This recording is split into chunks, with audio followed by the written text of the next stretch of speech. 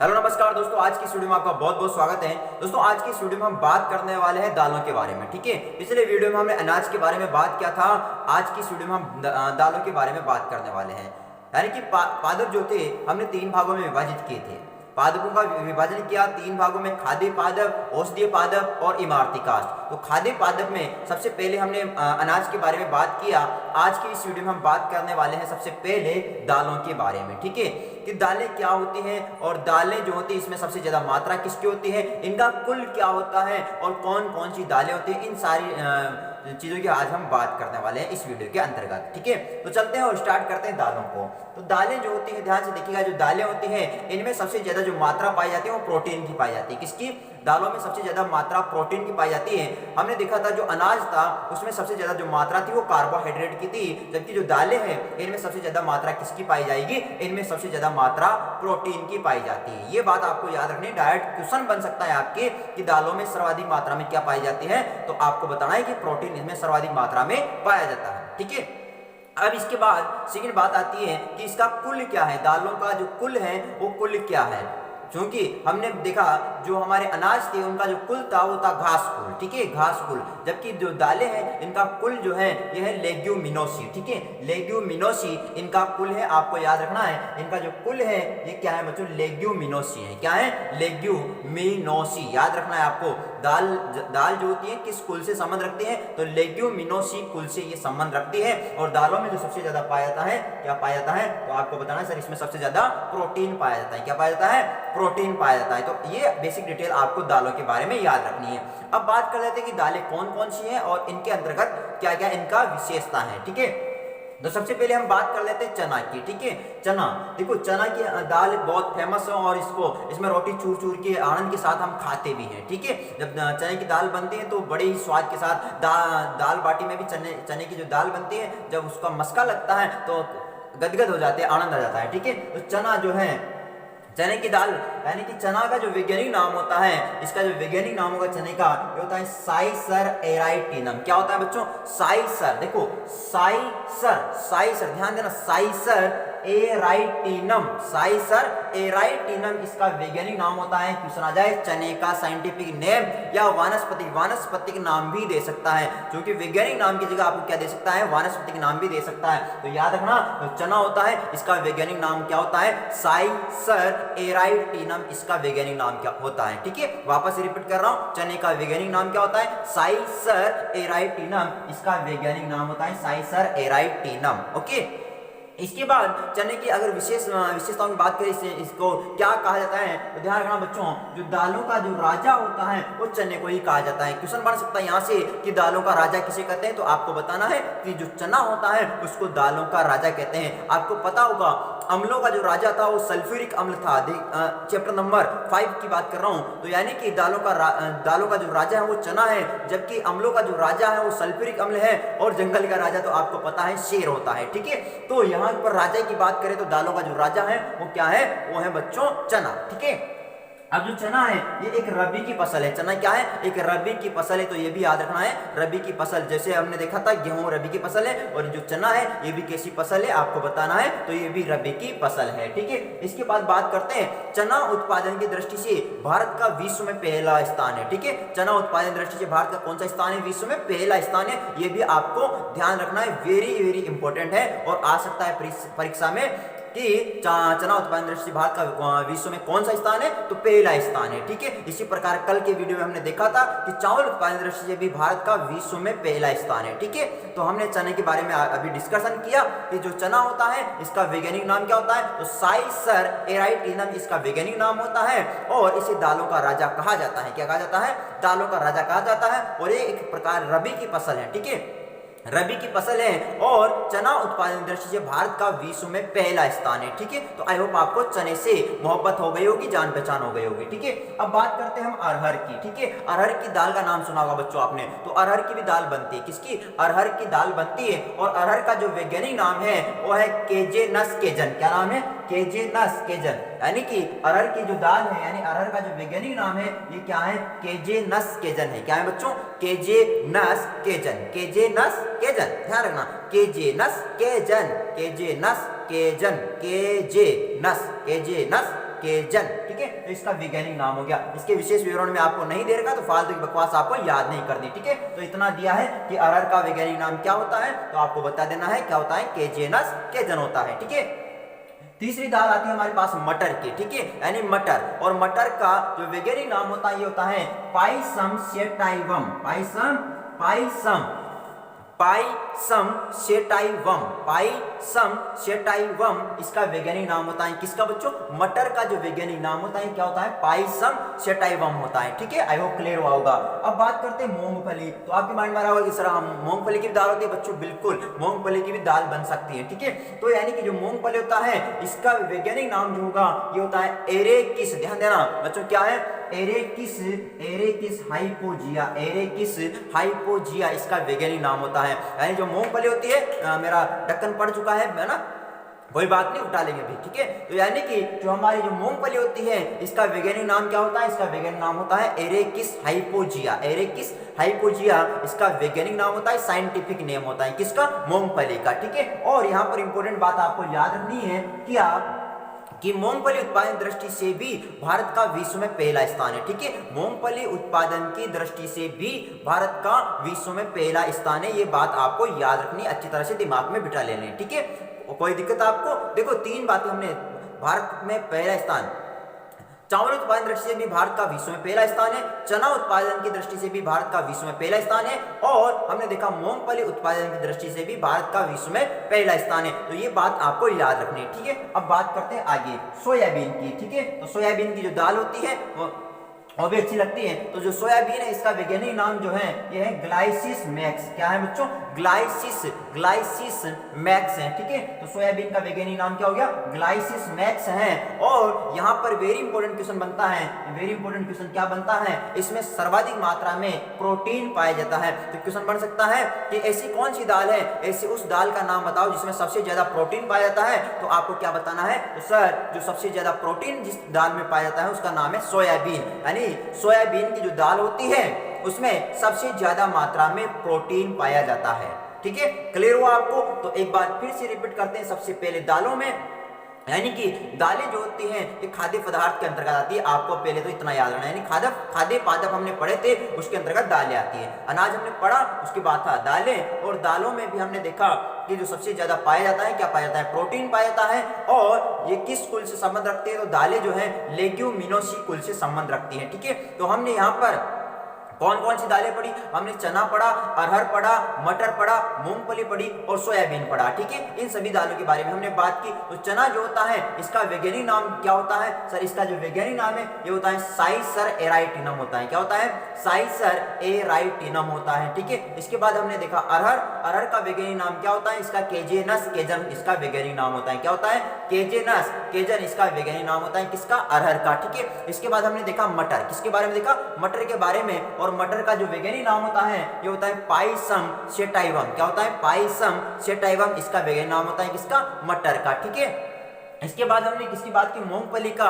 और मूंगफली का जो वैज्ञानिक नाम होता है वो होता है एरेकिस हाइपोजिया, क्या होता है, एरेकिस हाइपोजिया इसका वैज्ञानिक नाम होता है, किसका, सर मूंगफली का वैज्ञानिक नाम। और जो मूंगफली होती है, मूंगफली जो होती है ये मूंगफली उत्पादन दृष्टि से हम कह सकते हैं भारत का विश्व में पहला स्थान है, ठीक है। इसके बाद हमने देखा सोयाबीन, क्या देखा बच्चों, सोयाबीन, और इसका वैज्ञानिक नाम होता है ग्लाइसिस मैक्स, क्या होता है, ग्लाइसिस मैक्स होता है। और इसमें सबसे ज्यादा प्रोटीन पाया जाता है। तो क्वेश्चन आ जाए सर्वाधिक प्रोटीन युक्त दाल का नाम बताइए, तो आप बता सकते हैं सोयाबीन की दाल, ठीक है। अब हम बात करने वाले हैं तेल उत्पादक पौधों के बारे में कि जो तेल होता है वो क्या होता है और किस किस प्रकार से तेलों का वर्गीकरण किया गया है, ये बात करने वाले हैं, ठीक है। तो ध्यान से देखिएगा, सबसे पहले हम बात करने वाले हैं तेल उत्पादक पौधे, ठीक है। तेल उत्पादक पौधे क्या होते हैं, तो ध्यान समझिए कि ये जो तेल उत्पादक पौधे होते हैं बच्चों, ये जटिल कार्बनिक यौगिक होते हैं, क्या होते हैं, जटिल कार्बनिक यौगिक होते हैं। ध्यान समझना है, तेल उत्पादक पौधे क्या होते हैं, तो हम कह सकते हैं ये जटिल कार्बनिक यौगिक होते हैं जो हाइड्रोकार्बन, ध्यान देना,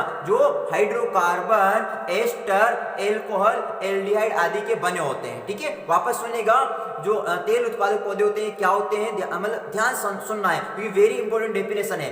तेल उत्पादक पौधे क्या होते हैं, डायरेक्ट क्वेश्चन भी पूछा जा सकता है कि तेल उत्पादक पौधे किसे कहते हैं। तो हम कह सकते हैं कि ये जटिल कार्बनिक यौगिक होते हैं जो हाइड्रोकार्बन, एस्टर, एल्कोहल, एल्डिहाइड आदि के बने होते हैं। तो अगर आपसे पूछा जाए कि तेल उत्पादक पौधे क्या होते हैं तो आपको यही डेफिनेशन देनी है क्या, कि जो तेल उत्पादक पौधे होते हैं ये जटिल कार्बनिक, देखिएगा जटिल कार्बनिक यौगिक होते हैं जो हाइड्रोकार्बन, एस्टर, एल्कोहल, एल्डिहाइड आदि के बने होते हैं। ठीक है, अब बात करने वाले हम तेलों का वर्गीकरण। दोस्तों जो तेल है, तेल जो है जितने भी प्रकार के तेल हैं जो हम देखते हैं एवरीडे लाइफ में, तो ये जो तेल है ये 3 प्रकार से इनका विभाजन किया गया। कितने प्रकार से तेलों का विभाजन किया गया, 3 प्रकार से। कितने प्रकार से, 3 प्रकार से तेलों का विभाजन किया गया।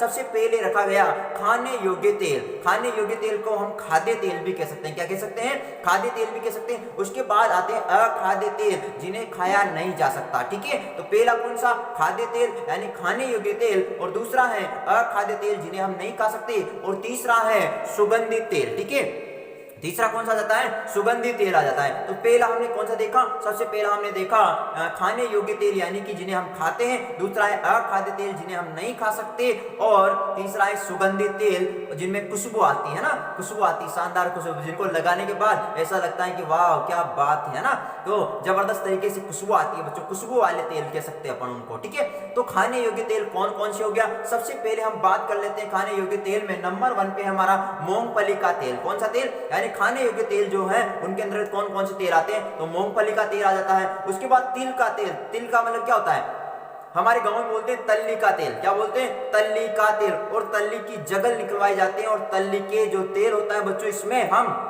ध्यान सुनिएगा, जो तल्ली का तेल होता है इसमें हम रोटी चूर चूर के भी खाते हैं, और मक्का की रोटी हो उसको चूरो तो जिंदगी बन जाती है बच्चों, स्वाद आता है, मजेदार आता है। ठीक है, तो सबसे पहले हमने देखा क्या, मूंगफली का तेल हो गया खाने योग्य तेल में, दूसरा तिल्ली का तेल, तिल्ली का तेल, अगला है नारियल का तेल। ठीक है, नारियल का तेल, इसके अलावा सोयाबीन का तेल बच्चों, सोयाबीन का तेल। ठीक है, अगला है हमारे पास अलसी का तेल, अलसी का तेल, और फिर है सूरजमुखी का तेल। तो ये सारे जो है ये सब खाने योग्य तेल है। ठीक है, इनको हम खा सकते हैं, इनको हम खा सकते हैं, ऐसे तेल है जिन्हें हम खा सकते हैं। तो वापस से रिपीट कर लेते हैं, सबसे पहले कौन सा आ गया, सबसे पहले हमने देखा मूंगफली का तेल। कौन सा तेल, मूंगफली का तेल जिन्हें हम खा सकते हैं। नंबर 2 पे हमने देखा तिल का तेल यानी तल्ली का तेल, जो गांव की बोलचाल भाषा में कहते हैं तल्ली का तेल कहते हैं। अगला है नारियल का तेल। कौन सा तेल, नारियल का तेल। उसके बाद है सोयाबीन का तेल, उसके बाद है अलसी का तेल, और फिर है हमारे सूरजमुखी का तेल। तो ये जो तेल है सारे, इन्हें हम क्या कर सकते हैं, इन्हें हम खा सकते हैं। ठीक है, दूसरा तेल आ जाता है हमारे पास अखाद्य तेल। ठीक है,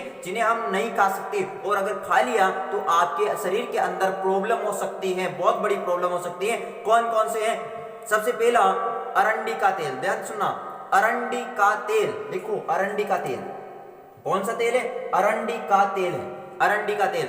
अब ये क्या होता है, अरंडी का तेल क्या होता है, तो बच्चों हमारे गांव की बोलचाल की भाषा में इसको कहते हैं अंडोली का तेल। क्या बोलते हैं, अंडोली का तेल कहते हैं, सुना है आपने, अंडोली। और अंडोली का जो तेल होता है ये अगर इसको खा लिया जाए तो इसे दस्त लग सकती है। ठीक है, तो आप बार बार नदी में जाओगे या बाथरूम में जाओगे, समझ सकते हो आप। ठीक है, तो अरंडी के तेल को नहीं खाना चाहिए। अगर बाई चांस अगर आपसे आपका कोई दोस्त अगर दुश्मनी साधना चाहते हैं तो बच के रहिए। ठीक है, क्योंकि कहा जाता है हर दोस्त कमीना होता है, कहा जाता है ना, सुना है आपने। ठीक है, तो वैसे कोई नहीं करेगा लेकिन फिर भी हमें ध्यान रखना है कि नहीं खाना है इसको। ठीक है, तो अरंडी का तेल ये अखाद्य तेल होता है। इसके अलावा तारपीन का तेल, तो ये भी आपको याद रखना है, ये भी इसको भी हम नहीं खा सकते। ठीक है, तो पहला अरंडी का तेल, दूसरा कौन सा गया, तारपीन का तेल हो गया। ठीक है, तारपीन का तेल। ओके, अब बात करते हैं हम सुगंधित तेल की बात कर लेते हैं। ठीक है, सुगंधित तेल, तो सुगंधित तेल में कौन कौन से तेल आ जाते हैं, जैसे कपूर का तेल हो गया, चंदन का तेल हो गया, लौंग का तेल, कस का तेल। तो ये सब सुगंधित तेल है, इनको लगाने के बाद आपके सिर में खुशबू आएगी। ठीक है, तो अलग अलग प्रकार का तेल होता है सुगंधित तेल में भी। ठीक है, तो हमने देखा कपूर का हो सकता है, चंदन का हो सकता है, लौंग का हो सकता है, कस का तेल हो, तो ये सारे क्या है, ये सब सुगंधित तेल है। ठीक है, तो वापस एक बार रिपीट करें हम कि तेल उत्पादक पौधे क्या होते हैं, तो हम कह सकते हैं कि ये जटिल कार्बनिक यौगिक होते हैं। क्या होते हैं, जटिल कार्बनिक यौगिक होते हैं जो हाइड्रोकार्बन, एस्टर, एल्कोहल, एल्डिहाइड आदि के बने होते हैं। ठीक है, आदि के बने होते हैं। इसके बाद हमने देखा तेलों का वर्गीकरण, तो तेलों का वर्गीकरण 3 प्रकार से किया गया। पहला खाने योग्य तेल, दूसरा अखाद्य तेल, और तीसरा सुगंधित तेल। खाने योग्य तेल में कौन कौन सा गया, मूंगफली का तेल, तिल का तेल, नारियल का तेल, सोयाबीन का तेल, इसके अलावा अलसी का तेल और सूरजमुखी का तेल। तो ये सब क्या है, ये खाने योग्य तेल है। इसके बाद अखाद्य तेल में हमने देखा अरंडी का तेल, तारपीन का तेल, ठीक है, ये अखाद्य तेल है। और फिर सुगंधित तेल में हमने क्या देखा, सुगंधित तेल में हमने देखा कपूर है, जैसे चंदन, लौंग, कस, इन सब का तेल किसके अंतर्गत आ सकता है, ये सुगंधित तेल के अंतर्गत आते हैं, ठीक है। तो आई होप आपको ये समझ में आ चुका होगा कि तेलों का वर्गीकरण किस प्रकार से किया जाता है। अब हम बात करने वाले हैं महत्वपूर्ण मसालों की, ठीक है। तो ध्यान से समझिएगा बच्चों, सबसे पहले हमने अनाज के यानी कि हमने पढ़ा था खाद्य पादप, ठीक है, यानी पादपों का विभाजन 3 प्रकार से किया। सबसे पहला खाद्य पादप, फिर औषधीय पादप, फिर इमारती काष्ठ। तो खाद्य पादप में सबसे पहले हमने अनाज पढ़ा, ठीक है, जिसका वीडियो आपको प्रोवाइड करवा चुका हूं। उसके बाद हमने दाल के बारे में देखा। उसके बाद हमने देखा दालों के बाद तेलों के बारे में देखा। उसके बाद हम बात कर रहे हैं बच्चों महत्वपूर्ण मसालों के बारे में, ठीक है। तो ये बात सुनिए, ये सब खाद्य पदार्थ हैं, खाद्य पादप के अंतर्गत आते हैं, ठीक है। तो महत्वपूर्ण मसाले, तो मसाले कौन कौन से हैं, तो ध्यान दीजिएगा। मसालों की अगर अपन बात करें तो घर में बहुत सारे मसाले होते हैं, जो कि मम्मी को पता होता है, बहुत सारे मसाले होते हैं। जब सब्जी बनाते हैं तो उसमें डालने के काम आते हैं, ठीक है। तो अलग अलग मसाले होते हैं, कौन कौन से मसाले में क्या क्या काम आता है, तो हम बात कर सकते हैं काली मिर्च, ठीक है। कौन कौन से हैं, जैसे कि काली मिर्च है बच्चों, क्या है, काली मिर्च, तो ये भी मसाले के अंदर आती है, ठीक है, काली मिर्च, ओके।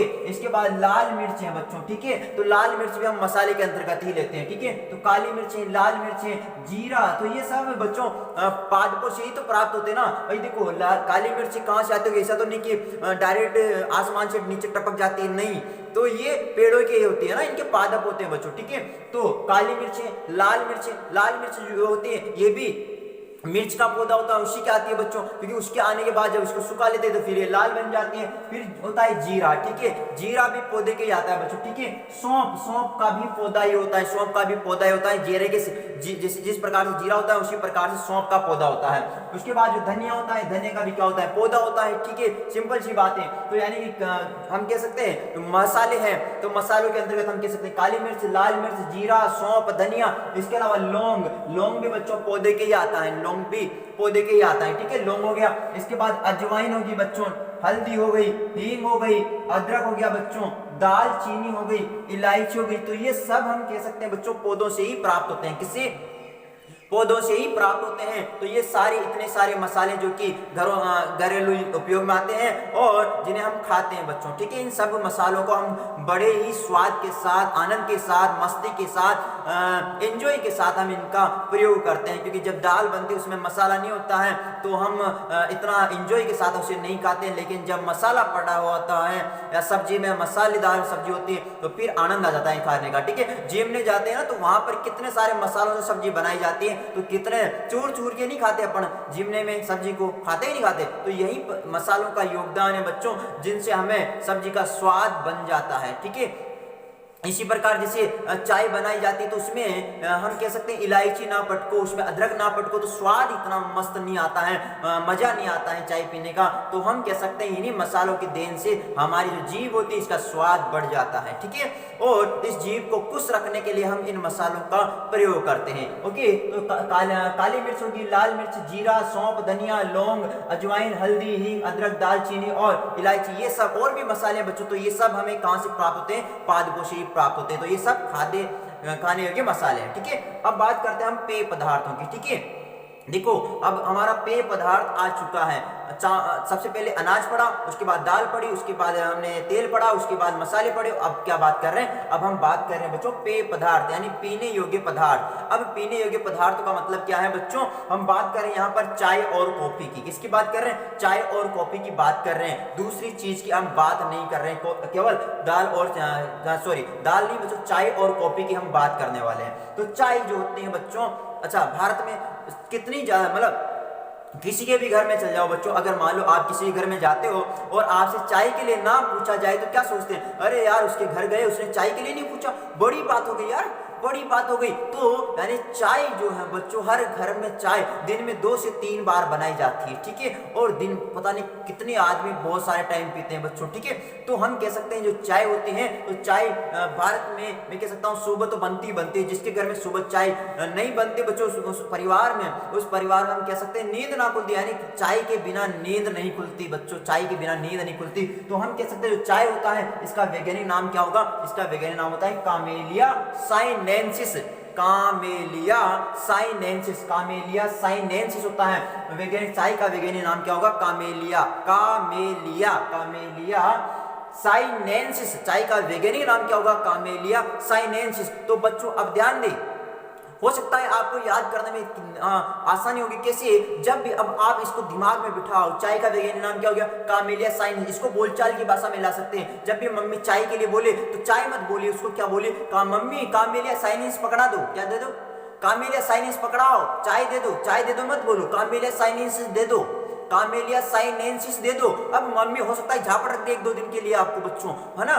क्यों देगी? उनको पता ही नहीं ना, उनका दोष नहीं बच्चों। तो अब क्या होगा कि आप धीरे धीरे उसको यूज कर सकते हो तो आपको याद हो जाएगा, ठीक है? तो वैज्ञानिक नाम क्या हो गया? कामेलिया साइनेंसिस, पेय पदार्थ, पेय पदार्थ में सबसे पहले चाय, और इसका वैज्ञानिक नाम क्या हो गया? कामेलिया साइनेंसिस हो गया, कामेलिया साइनेंसिस हो गया। अब बात करते हैं इनकी प्राप्ति, यानी चाय किस प्रकार से प्राप्त की जाती है, ठीक है?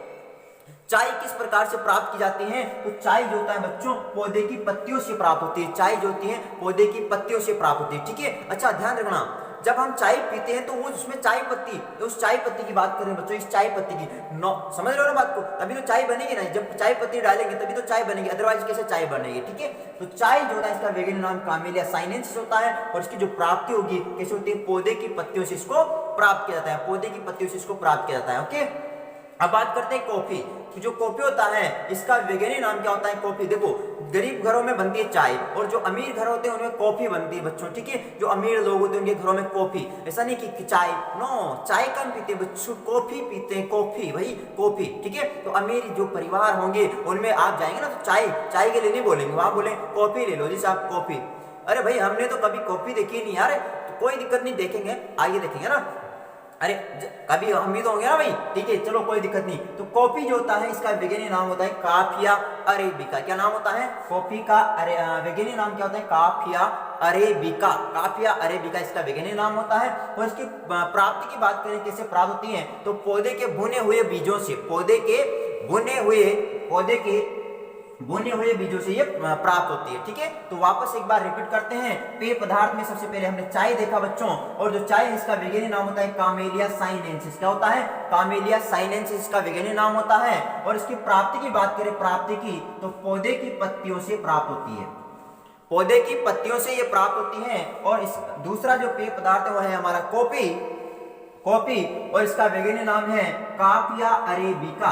क्या है? काफिया अरेबिका। और इसकी प्राप्ति की बात करें तो पौधे के भुने हुए बीजों से ये प्राप्त होती है, ठीक है? पौधे के भुने हुए बीजों से प्राप्त होती है। तो बच्चों आई होप आपको ये वीडियो अच्छा लगा होगा, और अगर अच्छा लगा है, पसंद आया है तो इसको लाइक, कमेंट और शेयर जरूर कीजिए। सब्सक्राइब करना मत भूलिए ताकि आने वाली हर वीडियो का नोटिफिकेशन आपको सबसे पहले प्राप्त हो सके। Thank you, all the best, मिलते हैं नेक्स्ट वीडियो में।